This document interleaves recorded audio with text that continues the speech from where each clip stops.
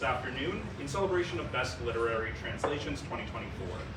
My name is Caleb and I'm a bookseller here at the Seminary Co-op bookstore.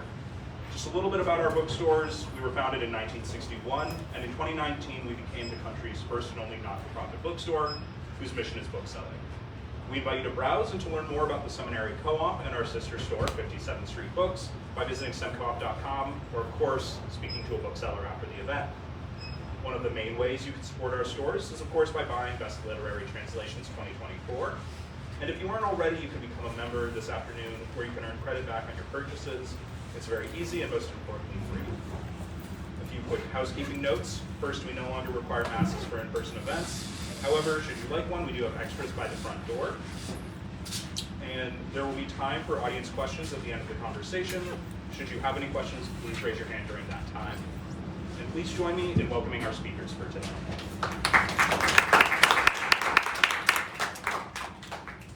Caleb, thank you so much. And I just want to make sure, can everyone hear us? Yep. So great to see so many people in the audience today. My name is Alta L and I translate from Italian and German into English, but more importantly, I'm a huge reader and fan of literature and translation. And it's my great honor to introduce our speakers today. Sorry, I just want to make sure I'm not, yeah, okay. And welcome you all to Seminary Co-op bookstore. We've got many familiar faces in the audience. I'd like right up front to thank Seminary Co-op bookstore, Caleb and the entire events team here. We absolutely love it. And it's an honor to be able to present this new anthology. Thanks also to the Catalonian delegation to the United States and Canada, the Farragut Fund for Catalan Culture in the United States, and of course, Seminary Co-op bookstore for their support.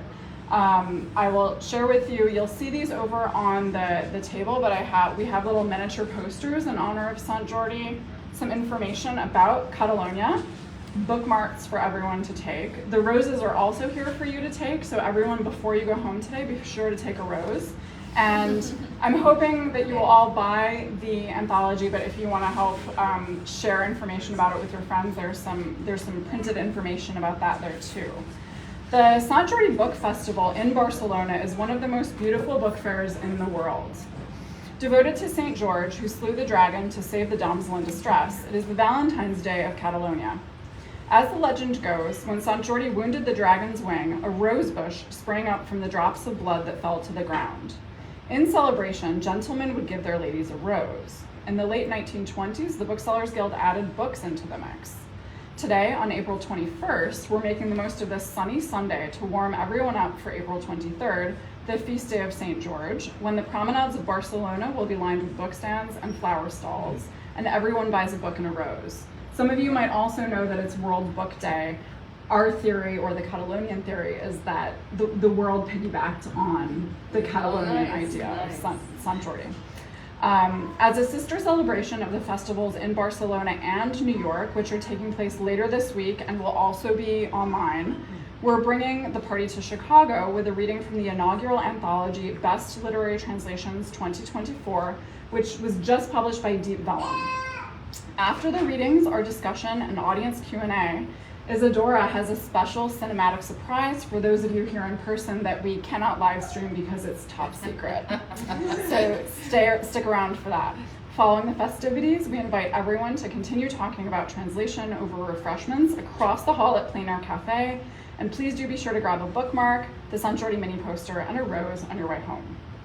Channeling the spirit of Catalonian cosmopolitanism, we're here to launch a new series, Best Literary Translations 2024, which features both contemporary and historical poetry and prose, originally written in 19 languages and brought into English by 38 of the most talented translators working today. It's my honor to bring two of the anthology's contributing translators, Izidora Angel and Lizzie Davis, into conversation with one of the anthology's co-editors, Noh Anothai.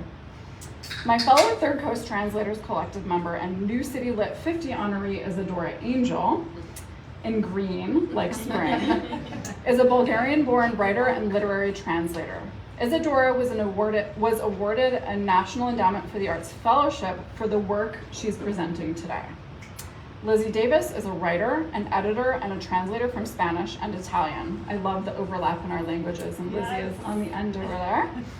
Lizzie's recent translations include Juan Cardenas's novel, The Devil of the Provinces, which was longlisted for the 2023 National Book Award for Translated Literature, and Ornamental, which was a finalist for the 2021 Penn Translation Prize. Noh Anothai is co-editor for Best Literary Translations and also translates out of Thai into English, I presume, perhaps other languages? No. We'll hear about that later. His most recent work, The Snow Girl, was featured in the January 2024 issue of Asymptote.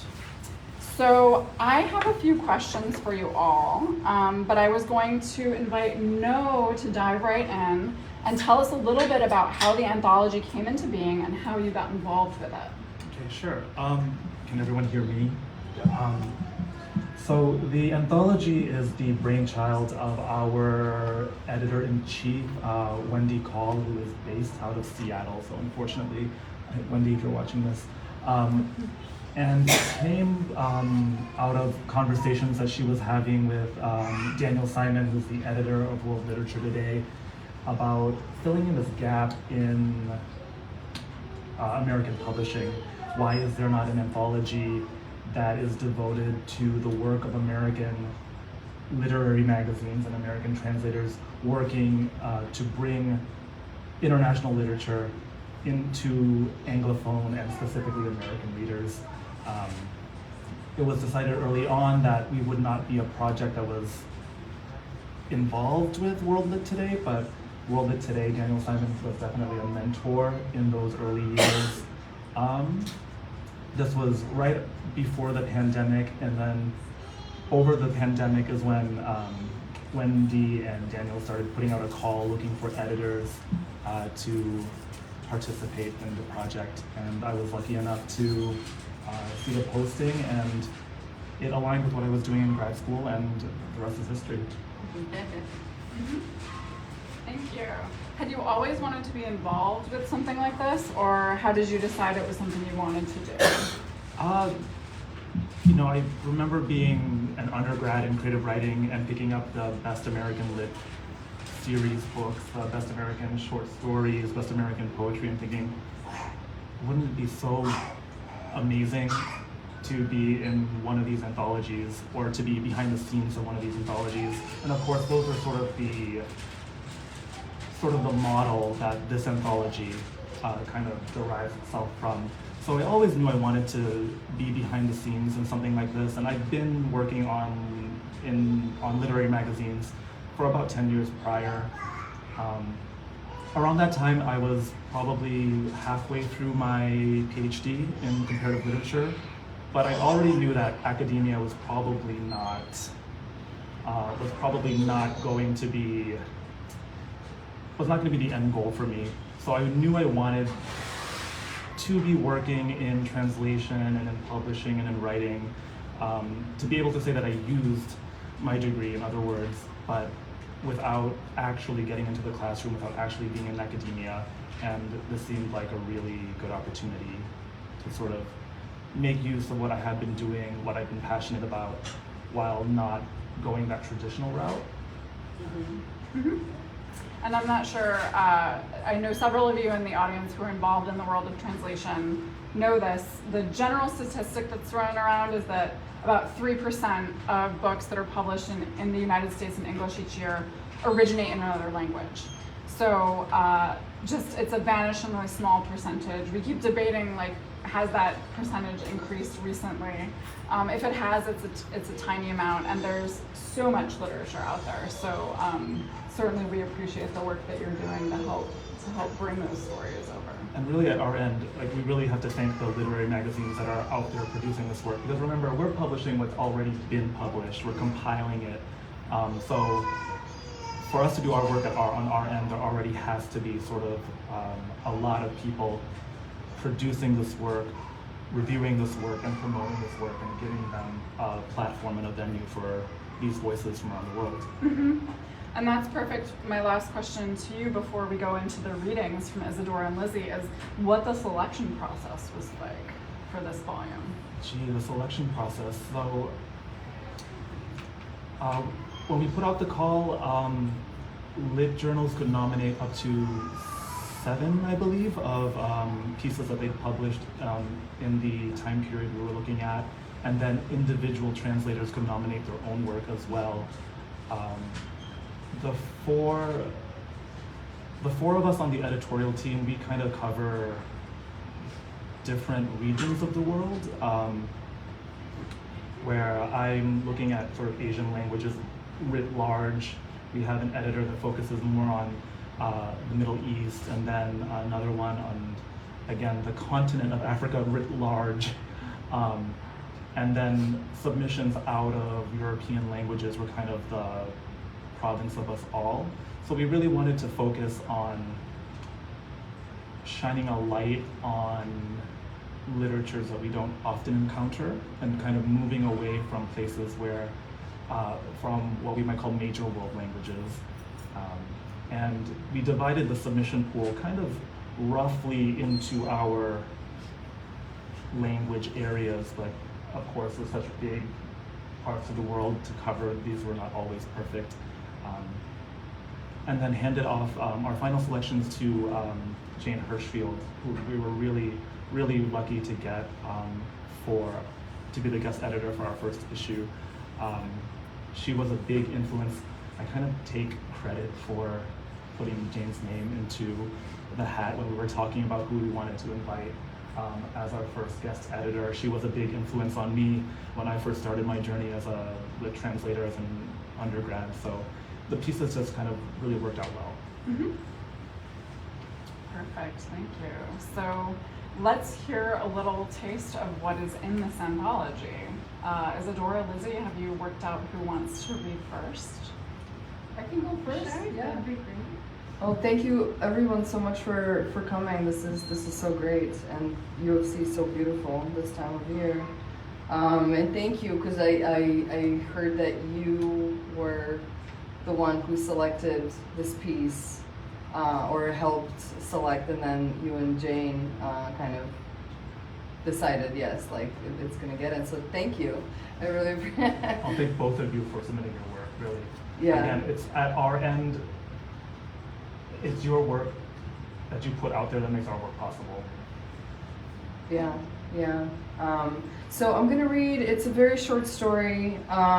Translated from the Bulgarian. I work from Bulgarian.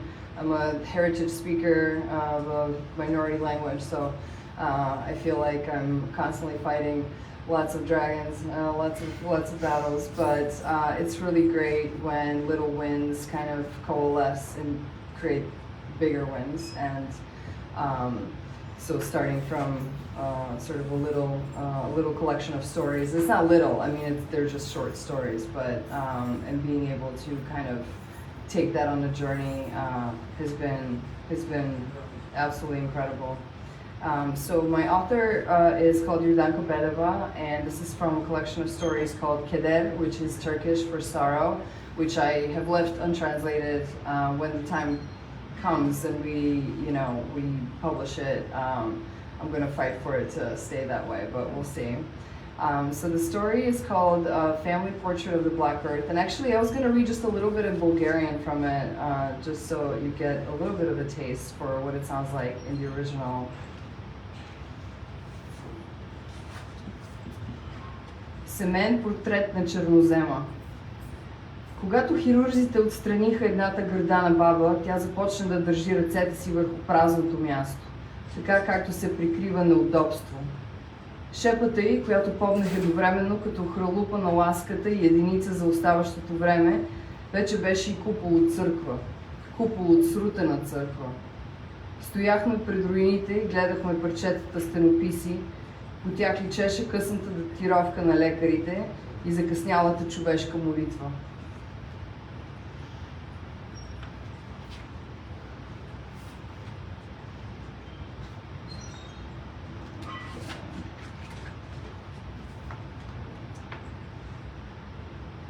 After the surgeons removed my grandmother's breast, she began to cup her hands over the bare spot, the way you'd hide a physical discomfort. Baba's cupped hand, which I'd known both as a den of endearment and as a unit of time, was now also the dome of a church. a demolished church. We stood before the ruins and made out the details in the frescoes, the doctor's late diagnosis, our belated prayers. The village women came by to visit and check on her, see how she was feeling.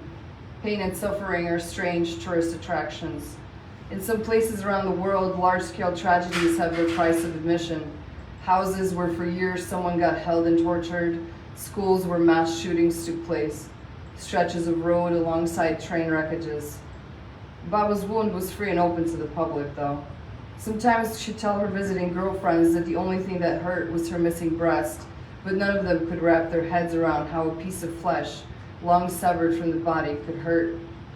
A few times Baba sent my grandfather over to the hospital to retrieve her breast so they could bury it in the garden. It was a good garden. It had yielded good harvests for years, but this wasn't an organ to be planted. The only thing it was good for was a lab culture. Diallo pretended he'd gone to see the doctors as my grandmother had asked him. Once he came back and lied that they wouldn't release the breast without special paperwork. Other times he claimed they'd missed some sort of deadline. But he could only beat around the bush for so long, and one day he came home with something from the butcher. He unwrapped it and pounded this delicacy methodically, therapeutically, until he became rawer than the raw meat, but the therapy hadn't worked. For someone on the outside looking in, Diallo must have looked like a diligent farmer prepping his winter provisions. Curing sausage, for instance, was also best done over the smoke of a smoldering fire. Diallo kept the meat away from the cats and from Baba until it shriveled enough to resemble the corpse of a breast. Baba and Diallo dug a shallow hole close to the grave of Karaman, the dog. Afterward, they interred the breast corpse and covered the hole. They did not stand on ceremony. For my grandmother, it was important that she be reunited with all her body parts. She believed she could not leave the earthly realm had a part of her body been mislaid. For my grandfather, it was important to fulfill her final wish to be whole. She outlived her breast by 8 years. We covered a lot of ground during that time. We attempted to act as though nothing had happened. It's what you might call conversational camouflage. Even so, the disguise dematerialized every time. A sudden question on whether I recalled the name of that one song about the severed head of the partisan fighter Vela Peva. What if Diallo had brought her another woman's breast by mistake, and that woman was now desperately searching for it somewhere? For the millionth time, to look closely at her, see how on the left side her body was that of a young girl and on the right that of a decrepit old woman. Our conversations took on that same asymmetry. To the left, an echo, to the right, a silence. She never visited the breast burial site, and like all neglected graves, this one too quickly weeded over. Once, Baba told me how she diligently tended to her garden her entire life. She weeded from dawn till dusk because weeds were like cancer. They swiftly stifled the good plants and suffocated them. She ought to have tended to her health as she tended to her garden, she said. Be a good gardener, she told me. I wonder sometimes whether keeping silent on what we'd really buried in the garden was the right thing to do. I saw something on the news once about two cousins who tried to rig the lottery by leaving their number picks off the original ticket and waiting to write in the winning numbers on their carbon copy only after they'd seen the results called on TV. They'd forgotten that the winning ticket could only be authenticated by matching all the tear-offs to the original. Diallo was a good criminal, I thought. He had switched out Baba's torn-off piece so well, she felt like a winner, even in her biggest loss. But that's not to say this is a hopeful story. I'm not fond of hopeful platitudes, especially ones about cups that are half full. Maybe it's because I've seen what an empty brasserie looks like. At home, empty bras are archaeological finds from a long ago dried up Milky Way. Elsewhere, they are testimonials to the soft landing of motherhood, flags signaling the capitulation of childhood. All empty bras are unhappy. Something has left, somebody has followed. We've yet to invent replacement padding to even out the heart's losses and keep them artificially heartful. A strange plant is shooting up from the ground near where we buried the rotted meat. If I like it, I'll call it Baba's lullaby.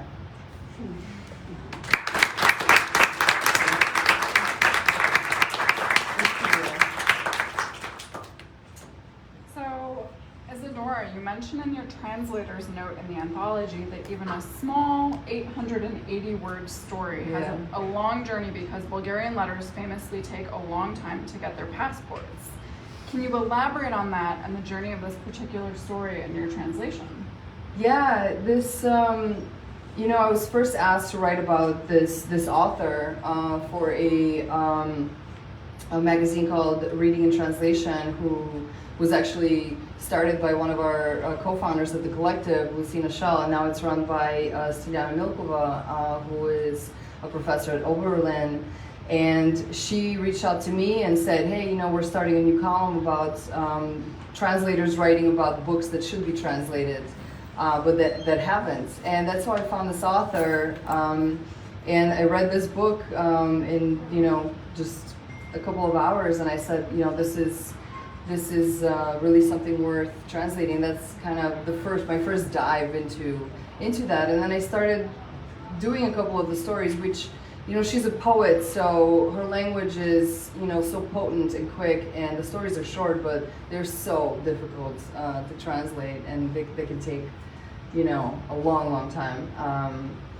And, we started getting a little bit of momentum. People started saying yes to publishing, and then we started kind of getting a little bit of traction, I guess, with it. And this particular story, I'm happy to say we workshopped with the collective, which was so helpful. I then went to Bread Loaf with it, and Jennifer Croft was my mentor there, and she was very incredibly encouraging about it. And she said the stories reminded her of early Olga Tokarczuk, which was a great kind of compliment to get. And then these little wins kind of coalesced into the big win for the National Endowment, for the Arts, which felt like a really big acknowledgement. And so it's a short story, but it's been touched by many dear people who mean a lot to me. So it feels like a collective kind of win to have it in here. And then of course it got published in Firmament in the journal, which is run by Sublunary Editions out in Seattle. And so the editor there who picked it, I'm very grateful to her, Jessica Sequeira, because without that we couldn't have been in the anthology. So yeah, That's great. short story, long journey. Yeah. Short story, long journey.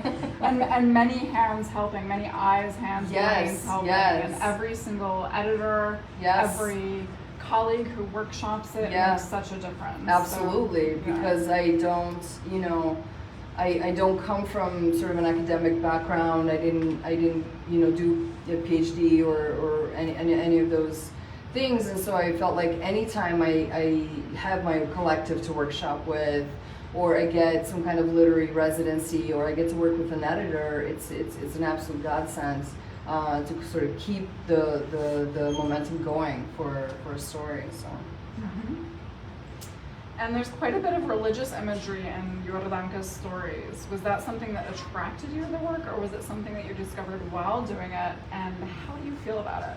Yeah, it's funny. I usually run away from that kind of stuff because I feel like so much, there's such a strip mall religion thing happening in America, but hers is sort of is godly, but it's not preachy. It's not trying to push things down your throat. It's very very beautifully done, and I was very surprised at how I was able to get in it, and I didn't feel like, man, I just, this doesn't, because I guess I've been lucky. All the projects I've worked on, I've really, really liked those projects, and I've liked those writers, and I've enjoyed doing, we've become close friends with sort of all the people whose work I've translated, and Jordanka as well.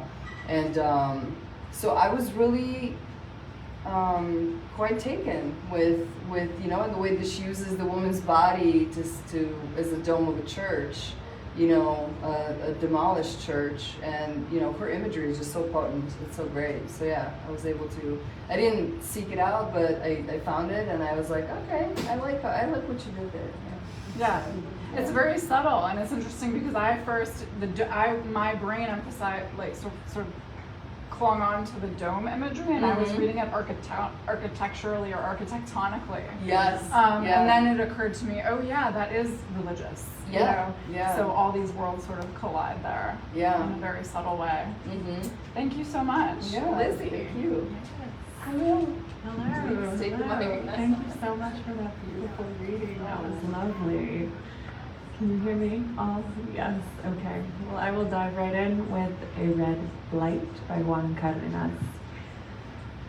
Now I'd like to touch briefly on the surreal apparition of a bridge. It must have been 95, the start of the summer after we finished high school. My friend Chino and I were headed down a yellow dirt road, and who was that coming up behind us? Milena and her friends, of course. Their names, I don't remember. We were on our way back from the Constellations Co-op. We'd gone for cans of tuna, some eggs, a crate of poke beer. Chino and I were doing our best to carry it all. We had to stop now and then because we were skinny, the both of us, and not very tall. We'd set the crate on the ground and mop off our sweat with our dusty forearms. His son isn't fucking around, Chino said. And the girls, I can see it now, they climbed up a tree. The guamas were right, and we acted like we couldn't see their legs.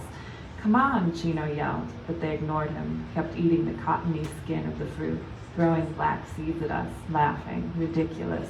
You come on, you pussies, yelled Milena, who was like that, precocious, and always got carried away. We ignored her too. We just waited for them to finish doing their thing up in the guama branches and let the wind circle us, pulling along their laughter and the shouts of some of the campesinos who played soccer there that time of day, up on the field in front of the co-op. Chino observed that the river was very low. Summer's giving us its all, he said, but we can still swim at Monte Agras, no problem, and even jump off the cliffs. You'll see. Monte Agras was the land Chino's family owned. That's where we were, our minds elsewhere, when we heard a motorbike coming along. There was people on his Yamaha 175. On the back was a guy we called Bofe, who never cracked a smile. He only laughed on the inside, like he was swallowing up his laughter, and no one knew a thing about him or his life except for people who went all over the place with Bofe and would have fought anyone for him. People stopped at the foot of the guama, and, motor still on, he started to chat up the girls. Eventually, he offered to take one, whoever wanted to go, to Monte Agras. Get off, Bofe, he said, and Bofe obeyed so that, obviously, Milena could get on, and the other two even hid any hint that they wished they were in her place. People and Milena blazed by, and 2 seconds later they vanished behind the first curve in the road. The other two shuffled over, as if whipped by Milena's display of power. Chino had gone over to the riverbank to look for a piece of bamboo we could slide through the crate handles so we could carry the beer on our shoulders. The girls couldn't make up their minds. First we were 2 costaleros carrying floats for Semana Santa, then 2 servants carrying white people's luggage in Tarzan. It was easier to carry on like that, but still we had to stop and rest sometimes. Bofe followed behind. Not a word came out of him, mug fixed right on the ground. His presence was so subtle, the girls hardly noticed him. An hour later, we got to the entrance to Monte Agras, shirts soaked with sweat. People, Milena, and 4 other nobodies who'd snuck their way in who knows how, were half naked already, laying out poolside, music cranked all the way up. Vallenatos, which is what people listened to then. The start of an era, you could say, the era of teenagers with pool water up to their waists, the bottle of guaro held high, those ragged vocals, too sentimental, love as a barricade hiding, I don't know what, hiding something. Now we know the notes of the vallenato are written in barbed wire around land irrigated with blood, but back then they still seemed like an innocent demonstration of lightness, pure show. Didn't the Pythagoreans say we should fear a change in music taste more than a change in administration? Well, that's what it was, what they were, those kids, those vallenateros. They knew all the lyrics by heart, and they sang them almost screaming and drank guaro from small plastic cups, a musical change of regime. And I'll stop there. Thank you.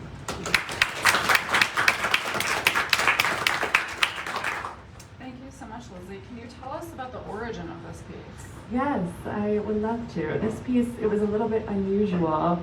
Normally when you're translating something, it exists in Spanish already, but this piece I think really highlights the importance of literary magazines and journals and commissioning editors, because the editor at the Los Angeles Review of Books wrote to Juan and said, I'm organizing this catalog of pieces about the question, do you love me? Can you write something based on the question, do you love me?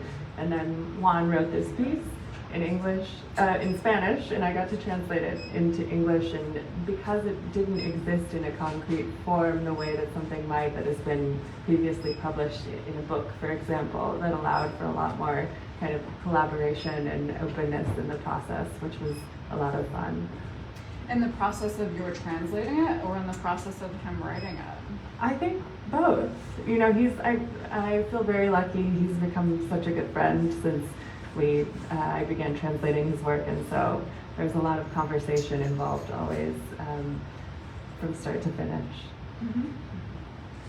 You've translated Juan's work before. In your translator's note, you touch on the fact that this story is quite different stylistically from the novels of his that you have translated. Can you talk more about that? Yes, I think a bit of a side effect of translation is that these English language publications often come about so much later than the original works do. So Juan has already written, I think, 6, maybe 7 novels that I haven't translated yet. I'm still on novel 2, 2.5, 3. And I think that a writer's style can evolve so much in that amount of time, the amount of time that it takes traditional US publishing mechanisms to feel like there's enough behind a Spanish language writer, for example, a Colombian author in this case, to want to take a risk on that work and put it into the world. So experiencing this piece, which he wrote basically in real time, was such a shock for me. It's so much less ornate and so much less poetic than his other work, which is a little more experimental, I think, stylistically, but it was fun to find those hooks, find the elements of his style that were consistent and renew that conversation in a little less of a time traveling way. We got to be working in parallel on something for once, which was nice. Mm-hmm. Excellent. Well, before I open it up to the audience for questions, do any of you have questions for each other? Since your work already exists in the book, but it's rare that we have the occasion to sit together in the same room. No pressure. Izidora, I was kind of curious. You said that we both work out of sort of minority languages. Yeah. So, you know, translating out of Thai, I don't really have a lot of people to collaborate that read Thai. And I'm guessing your experience was similar. And how was that to work with people that don't know Bulgarian and have no access to the original? What kinds of conversations were you having with each other as you're trying to work this into English without their knowledge of the original? Yeah, and I think that's a great question. One of the great things about being in the Translators Collective is that we all work in different languages, and so like sort of the closest we have is the husband and wife team of mine, Steve and Taref, who translate from Serbian. And so they can sort of right away pinpoint things and tenses and word choices. But other than that, it's actually surprising how well you can point to things that work and don't. Obviously, if you have access to the original, that is, you know, an enormous kind of privilege, and actually I'm really excited that I was invited to work in the first of its kind translation academy run by the Elizabeth Kosovo Foundation, and me and 3 other translators from Bulgarian get to kind of, you know, we collaborated on picking out the candidates, and we were able to dive into the source together and into the translation. So I saw for the first time how amazing it is to do that. But yeah, otherwise you have to sort of work twice as hard to make the case for the material. It's all about sort of pitching and creating momentum and trying to, you know, win awards and trying to get it published. And you create sort of a track record in that way. But it's incredibly hard because there's no editors at the Los Angeles Book Review that like have the phone number for like 5 Bulgarian writers. They can say, oh yeah, what are you working on? You know, and I think Susan, who's in the audience, who's editorial director of Words Without Borders, has been such a huge friend to Bulgarian literature because she does sort of know the other translators and the other writers, and so you've been an incredible ally, yeah, to our minority literature. So yeah, that's does that answer the question? I feel like I answered a bunch of questions. Definitely. That actually reminds me of one of my questions, Izidora. Was it Georgi Gospodinov who won the International Booker? The International Booker, yeah, with Angela Rodell, yeah. Yeah. So something like that happening, even if it's not your translated work, from the language, does that help shine a spotlight? Have you seen more interest in the work that you're doing sort of as a result of that, or? I feel like a little bit, yeah. So first of all, I was ecstatic. They were doing an Instagram live stream. I was at the park with my little babies, and I was very happy and swearing, and when they called their names, because it was just an amazing feeling to have that. And I've had more people reach out. Yes, I feel like it hasn't. You can't do a kind of I can't say, okay, this is exactly, but I do feel like something happened that had been a long journey that just, there was just a little bit of a flip, so now I'll have scouting agencies reach out and ask what's, what the word is, I'll have some more major magazines reach out to see what I'm working on, which, a couple of years back, that never, you don't get that, but it's all about also building relationships. I'm pretty much the only Bulgarian translator living in the US. Everyone else is over there, and so they're closer to the writers, but they're far away from the whole business of it. And it's very hard. It's very hard because you have, publishers who might be interested, and bigger publishers, and then they want to do it, and then it gets to the top, and then someone says hard no at the very top, So you have a relationship with a commissioning editor, but you don't know, and who's at the top. They don't know you. Bulgarian. If it was the same book in Spanish, hell yeah, right away, take our money and shut up kind of a thing, But Bulgarian, it's But things are changing, yeah. So things are changing. So I'm working on building relationships, and have been for the decade that I've been doing this, and that's probably one of the most important things, because if they don't know you, they don't care, Yeah, the material is the material, but it takes a little bit. There's politics involved too. So. Yeah. Which I'm sure you all know, Even when we want to think it's not political, it is political. Of course. But Even if it's not politics, it's just kind of well, yeah, we'll do it if we can get some funding from somewhere else. Well, can you help with the funding? Kind of a thing. So, I think the sort of the smaller the language, the more heavy lifting you have to do with financing, with all that stuff. So, yeah, but. Yeah. Well, I'm glad you're here doing that heavy lifting. Yeah, but it's paying off. It really is. I feel like I can really, probably for the first time in my life, kind of dedicate my time to this, and be able to do it in a way that it's financially and sort of artistically viable. I can't remember if we mentioned this already, but you also do your own writing, so that's exciting. I do, yes. I'm crossing over. Yes, yeah. I'm starting from scratch. Just when I feel like I have a tiny little momentum going with the translation, I'm just kind of okay, I mean, I've been writing for a while, but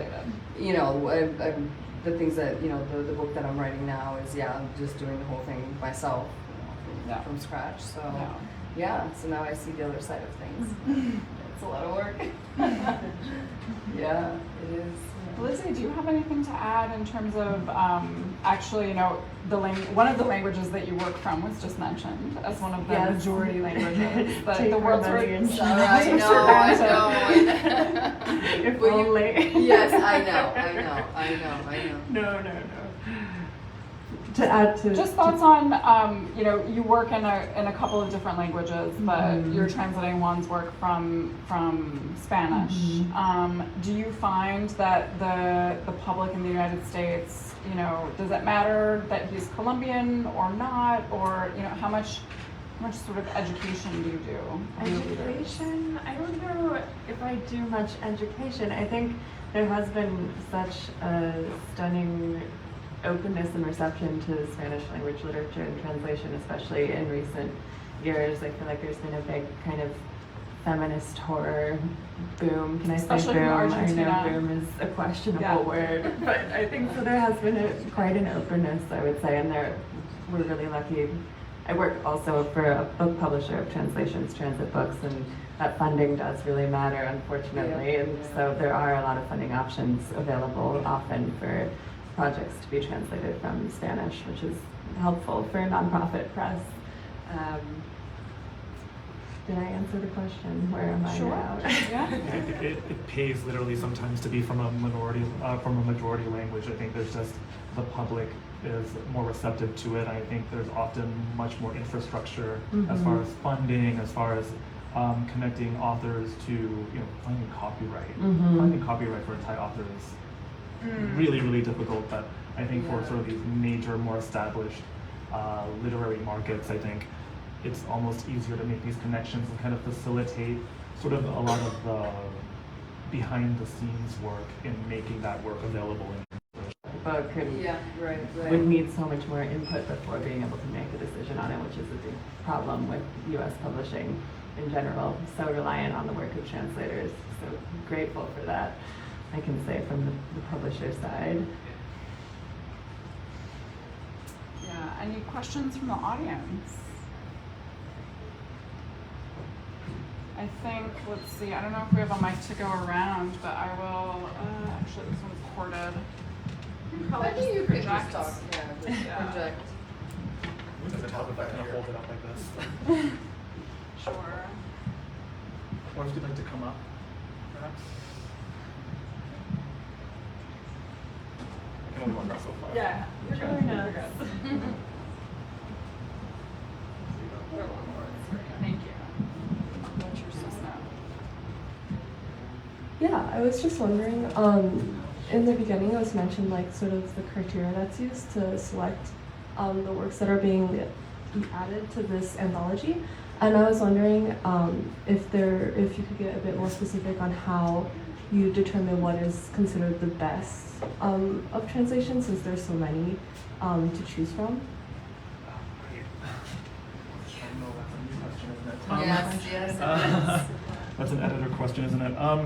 And the title kind of forces that question. Right, I was too scared to even want to address it, so thank you for bringing it up. Well, I guess it helped that before I started doing this, I had been on the masthead for a few different literary journals for probably about 10 years since I was an undergrad. And I mean, when we say the best, we really mean the works that really kind of stand out to us. I mean, you've got to remember, if you're doing the work of the editorial team, there's a lot of submissions, and you're reading them in addition to everything else you have going on in your life, whether it's your actual work, your school work, your PhD degree, whatever. You said it was like 500, right? Or plus? Yeah, we had about 500 submissions for this, and so out of that pile, there are works that'll just kind of stand out to you in some way or another. And so there definitely is sort of this very subjective reader experience that is involved in the selection process. The way that we divided it up, though, between the editors into sort of regional,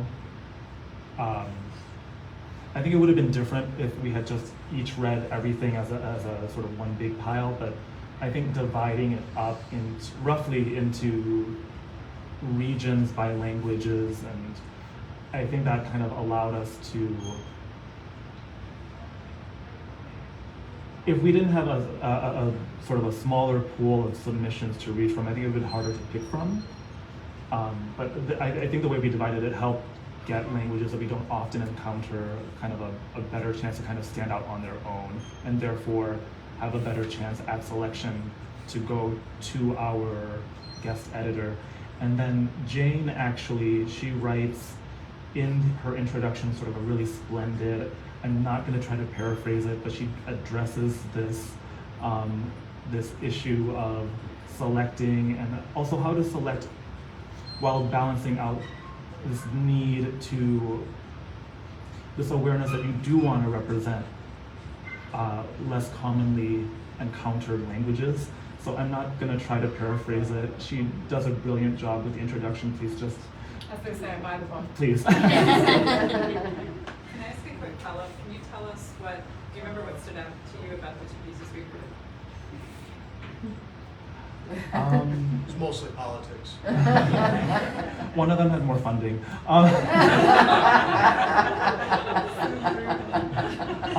You know what? We were talking about this dome metaphor that really stuck out to me. I remember because it was the dome at first, but then it was also like mutated into something about a place to shelter as a child. And I just remember that theme of architecture. Like these things kind of stand out to you when you're reading. You know, we had 500 submissions for this inaugural edition, and in addition to everything else going on as an editor, there were just some pieces that just really kind of stand out to you. Yeah, in and the I really process. think like you didn't go just for like the biggest journals, definitely, that had published. You know, there was a ton that were from smaller journals, and I thought that really was very meaningful as well. Sure. In terms of your selection, given that, again, I haven't seen the table of contents lately, but given that we can assume that all the pieces were written at different times, did you see or did you have a sense of any themes emerging, given that all of these pieces were published in English within a specific time frame? So let me paraphrase the question just Please do. I for need an the editor. folks who didn't catch it on the live stream. Is were there common themes that emerged because all of the pieces were published in English within a specific time period, even though the originals were written over different spans of time? Did I get that right, Susan? And much more effectively than that. Okay. Another editor question. Actually, I would say yes. But I think we saw it more on our end. I think in the going through the submissions, because the submissions were from a certain time period to be eligible, and we got a lot of poetry in response to the war in Ukraine. We got a lot of poetry in response to the pandemic, which was just not really over, but kind of, though we had just gotten out of the worst parts of it. So we saw more of that, I think, on our end. I think in the final product, it's a bit more diverse in far as theme and subject. Yeah.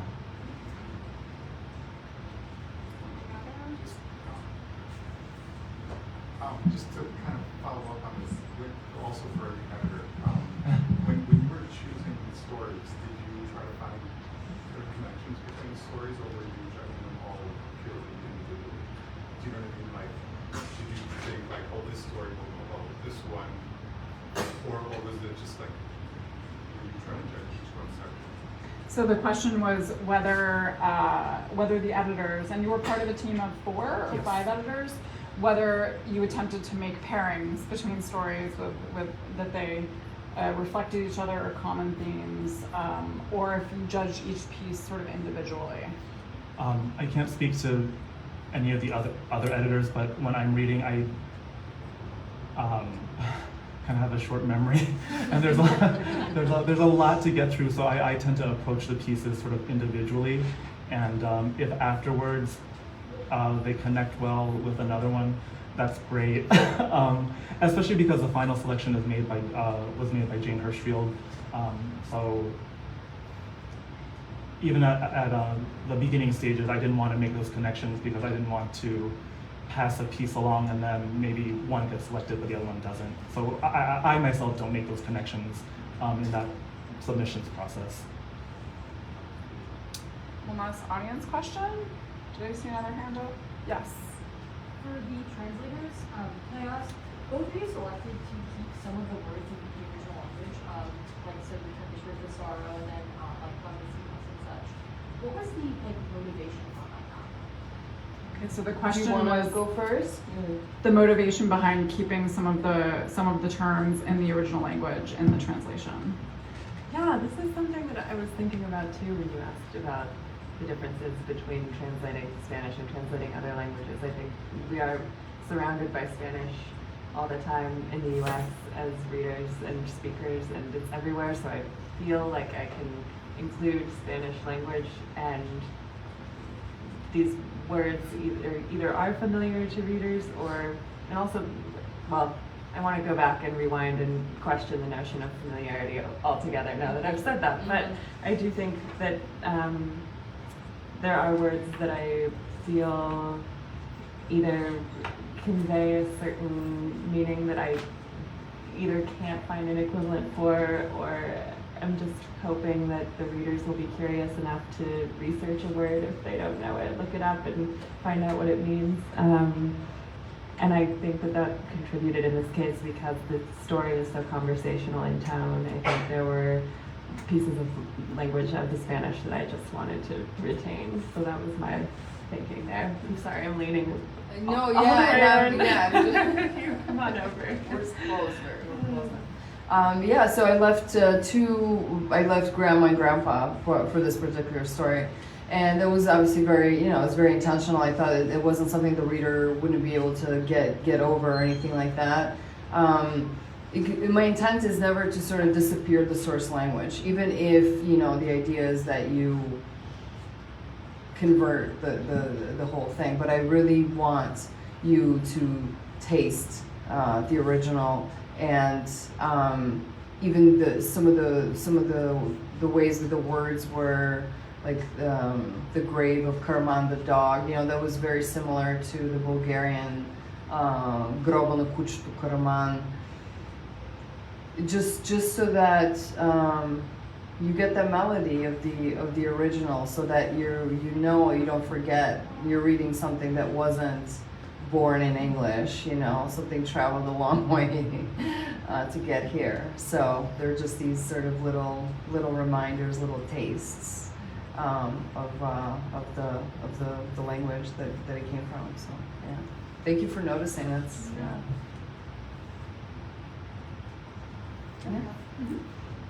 Thank you all for the work that you're doing. We're all very grateful. I have many questions, but the one that I've chosen. You're close enough. I can say. Sure. The one that I've chosen is for the two people who translate from two different languages. And I'm very curious if you can talk a little bit about that. How does it feel? Do you translate differently from one to the other? Is it a different process? I'm very curious about that. I feel like you. Sure, Yeah, I can say you because should I work from Italian and German into English. I mean, they're clearly totally different languages or totally different families. I personally see a lot of overlap, but that might just be because also my brain fixates on, a lot of people like to ask what's lost in translation. I like to focus on what is gained in translation, namely everything we've experienced here today. These stories wouldn't have been accessible without translation. So Italian and German, for me, structurally have many similarities. And of course, culturally, they're not as different as, say, Bulgarian and Thai, right? In terms of the cultural references or the linguistic structures. But there are different histories there. So I think another observation I would make is that I have had the honor of translating multiple books by single authors. And also, single pieces like short stories by different authors. And they're kind of different experiences, but the one thing I would always say is that each piece each story, whether it's an 500-page novel or a 3-page short story, has its own interior logic. So even if even if it's the same language, I can't necessarily apply the same lens. I really take inspiration from what is happening within the story itself, as to how I bring it into English. And I think that's exactly the same in Italian and German, maybe in other languages as well. Lizzie, what about you? Yeah, I think I would say that my comfort level is much higher in Spanish. I have spent much more time in Spanish-speaking countries, but I came to Italian through my mom's family. My grandparents are Sicilian, and they never wanted her speaking Italian, so they wouldn't speak it with her, and I felt pulled to it for that reason. So I think though I've had much more experience with Spanish, there's some kind of emotional pull toward Italian for me, and I'm looking forward to exploring that more as a translator, but so far I've translated only book-length works from Spanish, so I don't have too many concrete examples for you yet. Thank you all so much for coming today, and I want to wrap up just with an observation. There was a question about the use of the word best in the title of the anthology, and I've been comforting myself by saying this is just the start of, I think, an annual, right? No, it's going to be an annual collection, so we can look forward to, Yes. more. And again, Jane, our guest editor, in her infinite wisdom for the introduction, talks about how, one of the reasons we do have a different guest editor every year is that, every editor is going to bring in their own, I don't want to say biases, but their own preferences, their own backgrounds, and so we hope that by having diverse people behind the scenes, we're getting different pieces that are going to get selected every year. I might just ask here, do we have anyone in the audience that works in literary translation, that publishes literary translation? Any aspiring translators? Raise your hands higher. Yeah, please. Okay, You guys doing? 1, 2, 3, at least 5. There's so many of you. Hi. So I just, You too. Can Some of be you in are here. high. Yeah. so I do just, I do want to encourage you to, for doing this on the ground labor of bringing these voices into English that would not be accessible to us otherwise, and do a quick plug. We're currently about to finalize the selections for the 2025 edition, and assuming that there is a 2026 edition, which everything is, looks like it's all, all green lights ahead.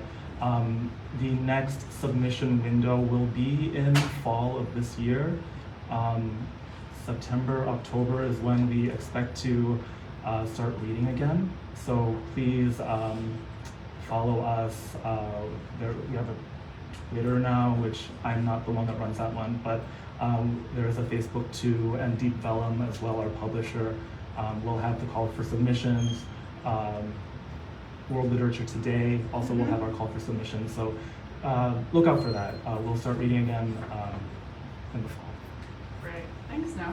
And one final plug, I believe, I hope I'm not speaking out of turn, but Wendy Call, one of your fellow co-translators, I believe has a contribution to the online version of the Sant Jordi Festival later this week that relates to dragons and books and roses. Yes, that's right. If you're interested in hearing more readers from the anthology perform their work, I believe next week the New York division of the St. Jordi Festival will be streaming live their readings, and then if you don't catch it live, it'll also be available online for you to be able to hear more of the pieces from the anthology and hopefully encourage you to pick up a copy. Yep. Thank you so much. I'm just going to specifically thank you all again so much, and goodbye to the live stream. Sorry to cut you all out of this, but this is one of the benefits. We have a little, the little secret. cinematic surprise. So all of you who are live streaming this, do stay tuned for the rest of the festival online. It's been a great honor to launch 2024 Sant Jordi here in Chicago, and we'll see you soon. So this is a